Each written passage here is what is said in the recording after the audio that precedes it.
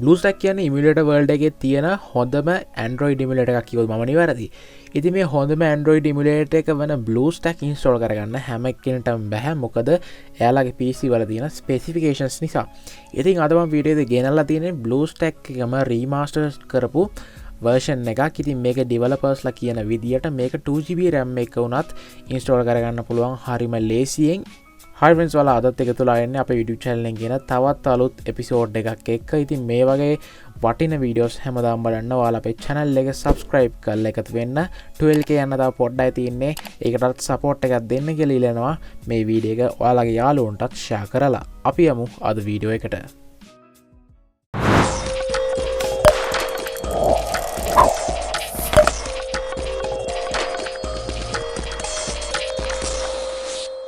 ඉති වීඩියෝ යන්න කලින් කියන්න කැමති ඔයා ඉමුලේටර් එකට යනවට වඩා OS එකට යනවා නම් Android ඒක ඔයාට ගොඩක් දුරට ඔයාගේ වැඩ කටයුතු කරගන්න සහ ගේම් ගහන්න ගොඩක්ම ප්‍රයෝජනවත් වෙයි. උදාහරණයක් විදිහට ලංකාවේ හදපු Drok OS එක install කරගෙන ඔයාලට පුළුවන් කිසිම ප්‍රශ්නයක් නැතුව ඕනම ගේම් එකක් high graphics දාලා play කරන්න.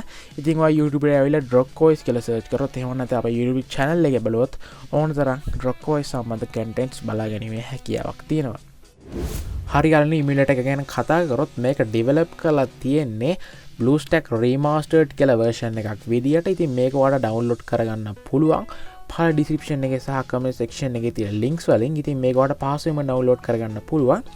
ඉතින් ඩවුන්ලෝඩ් කරන්න කලින් අපි බලමු මේකට අවශ්‍ය වෙන system requirements මොනවද කියලා. ඉතින් developers ලා කියන විදියට ඔයාලට මේකට අවශ්‍ය වෙන්නේ 2GB RAM එකක්.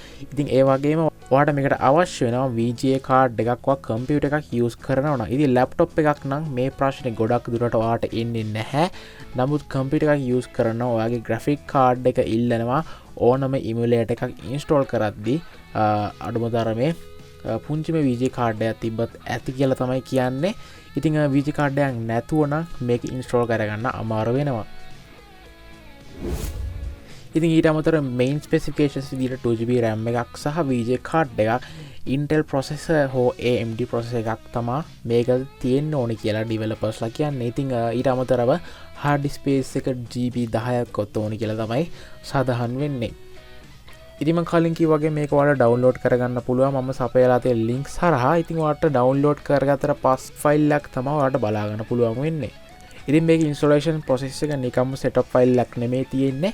ඉතින් වීඩියෝ එක follow ගන්න skip කරන්නේ නැතුව හරියටම install කරගෙන low end PC වලට ගැලපෙනම settings ටික හරියටම apply කරගන්න. ඉතින් ඉස්සෙල්ලාම කරන්න ඕනේ මේ zip file එක ඔයාගේ 7-zip හරි WinRAR වගේ software එකක් හරහා extract කරගන්න.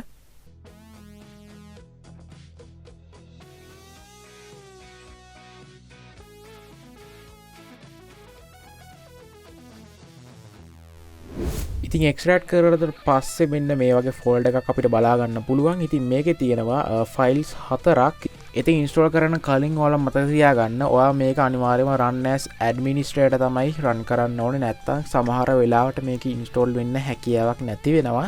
ඉතින් අනිවාර්යයෙන්ම මතක ඇතුව run as administrator දෙන්න. ඒකවලත් මේක ඉන්ස්ටෝල් වෙන්නේ නැත්තම් ඔයාලට පුළුවන් මේ shortcuts දෙකක් තියෙන්නේ. මෙන්න මේ දෙක delete කරලා ඔයාලට පුළුවන් මේක නැවත run as administrator දාලා මේක ඉන්ස්ටෝල් කරගන්න. කිසි ප්‍රශ්නයක් වෙන්නේ නැහැ. මේ විදියට run as administrator දුන්නාම ඔයාව සාමාන්‍ය setup එකක් පරිදි BlueStack එකේ remastered version එකේ setup file එක load වෙනවා. මේ විදියට ඔයාලට බලා ගැනීමේ හැකියාවක් තියෙනවා.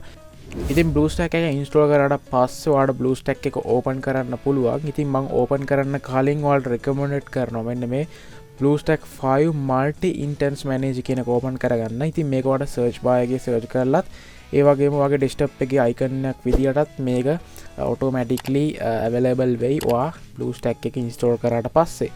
ඉතින් මෙතන මතක තියාගන්න මේ වගේ menu එකක් තමයි එන්නේ. ඉතින් ඔයාලට බලා ගන්න පුළුවන් මෙතන තියෙනවා settings button එකක්. ඉතින් මේක උඩ click කරන්න. click කළා දැන් අපි settings ටික හදාගන්න යන්නේ අපේ low end PC එකට. ඉස්සෙල්ලාම ඔයාලා කරන්න ඕනේ ඔයාගේ CPU allocation එක අනුව ඔයාලට course ගානක් මෙතනට දෙන්න පුළුවන්. ඉතින් මම නම් course දෙකක් දීලා තියෙනවා. ඉතින් ඔයාලට පුළුවන් course එකක් හෝ තුනක් දෙන්න ඔයාගේ PC එකේ specifications අනුව. ඊට පස්සේ ඔයාලට RAM එක දෙන්න පුළුවන්. මම නම් දීලා තියෙන්නේ MB 900ක්. ඉතින් MB 900ක් ඇත්තටම free fire එක ලෝඩ් කරගන්න ඇති මට. ඉතින් මම මැච් දෙක තුනකුත් ගැහුවා කිසි ප්‍රශ්නයක් නැතුව මට ප්ලේ කරන්න පුළුවන් මේ MB 900න්.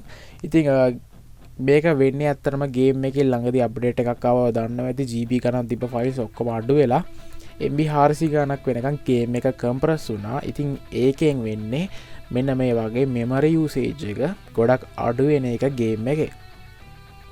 ඊරසේ FPS රේට් එක 241 එකම වැඩි කරා. ඉතින් ලැග්වීමක් බලාගන්න උනේ නැහැ මට ෆ්‍රේම් රේට් එක වැඩි කරා කියලා. ඉතින් ඔයාලට පුළුවන් ෆ්‍රේම් රේට් එක වැඩි කරලා බලන්න. ඉතින් හරි ගියේ නැත්තම් ඔයාලට පුළුවන් මේක ෂේප් එකේ මේ විදිහට අඩු කරලා බලන්න ඔයාගේ PC එකට අනුව. ඊට පස්සේ ඩිස්ප්ලේ පැත්තට ගියාම කරන්න ඕන අනිවාර්ය සෙටින්ග් එකක් තමයි මෙන්න මේ වගේ lower resolution එකක් දාගන්න. ඔයාගේ තියෙන available වෙලා තියෙන අඩුම resolution එක මෙතනට අනිවාර්යයෙන්ම දාගන්න. ඒ වගේම display resolution එකත් landscape දාගන්න අමතක කරන්න එපා. ඊට පස්සේ pixel density එක නම් ඔයාට අවශ්‍ය විදිහට හදාගන්න පුළුවන්. ඉතින් මම නම් use කරන්නේ 240. ඉතින් ඒක තමයි මට ගැලපෙන මේක. ඊට පස්සේ graphics පැත්තට ගියොත් ඔයාට කරන්න දෙයක් නැහැ මෙතන. ඉතින් render එක ගොඩක් දුරට OpenGL වැටිලා තියෙයි. automatically ඔයාගේ වැටිලා නැත්නම් ඔයාට පුළුවන් OpenGL වලට switch වෙන්න. හරි ඉතින් මෙච්චරයි කරන්න තියෙන්නේ. දැන් මේක ඔයා save changes දෙන්න ඕනේ. save changes දීලා තව එක step එකක් තියෙනවා. මේක ඔයා හැම පාරම emulator එක on කරනකොට කරන්න පුළුවන් නම් ගොඩක් හොඳ දෙයක් වෙයි කියලා මම හිතනවා.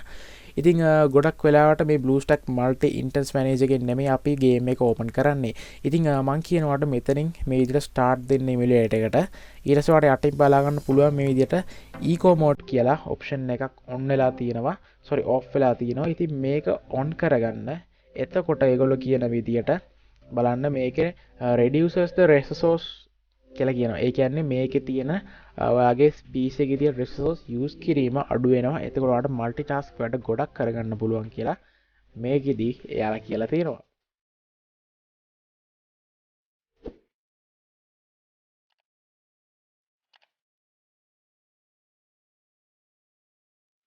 ඉතින් මේ විදිහට load වුණාට පස්සේ ඔයාලට බලා ගන්න පුළුවන් මේ හරිම සරල interface එකක් තියෙන්නේ. වැඩි apps නැහැ. ඉතින් Free Fire තිබ්බෙත් නැහැ. මාත් Free Fireයි මේ FX file manager එකයි විතරයි install කරගත්තේ. ඊට අමතරව මේ Play Store එක සහ downloads folder එක විතරයි මේකේ තියෙන්නේ. ඉතින් ඊට අමතරව කිසිම දෙයක් නැහැ මේකේ.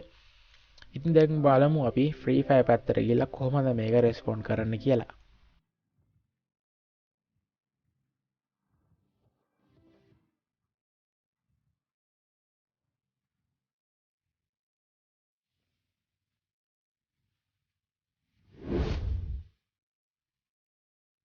හරියාල ඉතින් මේ විදිහට මම ගේම් එක ඇතුළට ආවා. ඉතින් ලොකු ලැග් ගතියක් බලාගන්න හම්බෙන්නේ නැහැ අපිට ලොබි එකේදී. ඉතින් ඊට අමතරව කතා කරොත් මේකෙදී දැනට දාලා තියෙන්නේ ස්මූත් ග්‍රැෆික්ස්. ඉතින් ස්මූත් උනත් ගහගන්න පුළුවන් ලේසියෙන්ම ඔයාගේ low end PC එකේ BlueStack එකේ මෙන්න මේ remastered version එක යොදාගෙන. ඉතින් යාළුවනේ මේ විදිහට තමයි අපිට බලාගන්න පුළුවන් වෙන්නේ අපේ BlueStack remastered version එකේ Free Fire එක. ඉතින් මේකේ gameplay එකක් ඕන නම් අනිවාර්යයෙන්ම comment එකක් දාන්න gameplay එකක් ඕනි කියලා.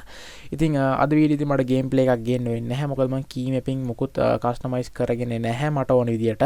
ඉතින් මේ විදිහට settings ටික හදාගෙන gameplay එකක් ඕනි නම් අනිවාර්යයෙන්ම comment section එකේ comment එකක් දාන්න අමතක කරන්න එපා. ඉතින් මේ වගේ වීඩියෝස් හැමදාම බලන්න අපේ channel එක subscribe කරලා එකතු වෙන්න.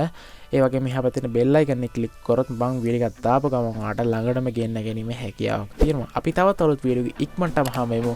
ඔයාලට සුබ දවසක්. ජය.